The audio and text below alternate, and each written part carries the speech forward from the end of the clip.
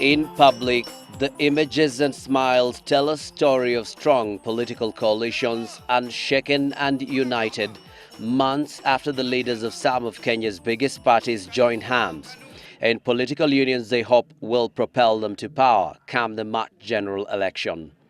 But in private and away from the glare of cameras, the party bigwigs are walking on eggshells as some aspirants within their rank and file complain loudly about the planned nomination exercises for their coalitions.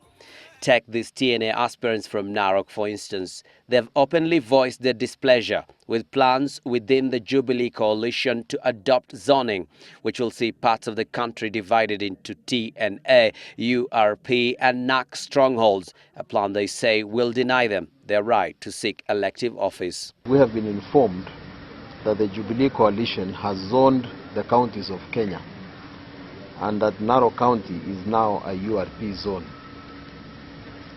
We reject this decision. This is also a shared problem in CORD.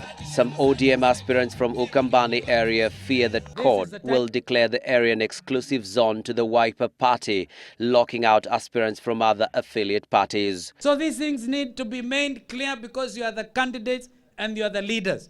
Therefore, I wish each one of you victory, because your victory will be my victory, will be the victory for this country. It will be a victory for democracy. All the coalitions have a major headache in major urban centers like Nairobi and Mombasa, where zoning could lead to friction between member parties, as all parties have fairly strong candidates given the cosmopolitan nature of the local populace. Jubilee Alliance officials have in public insisted that there will be no zoning, but all indications are that the party is headed that way. You all know that TNA is in a coalition with URP. And there's now another parties. And the rules that are being used for this election are now binding on a wider coalition. CORD too has from the very onset touted a joint nomination exercise as the solution to the nomination headache. But it too clearly faces a challenge as zoning is seen as the politically more attractive option for constituent parties, keen to reassure their supporters that they have not lost political ground in their strongholds. For avoidance of doubt, the names of all candidates for each position shall appear in one common ballot paper, clearly indicating the name and symbol of the sponsoring partner party.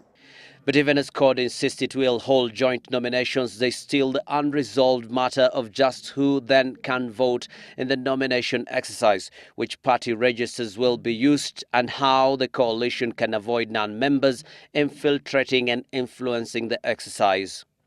While the party bigwigs can afford to push this matter to the back burner at least for the next few days, the aspirants do not have the luxury of doing that.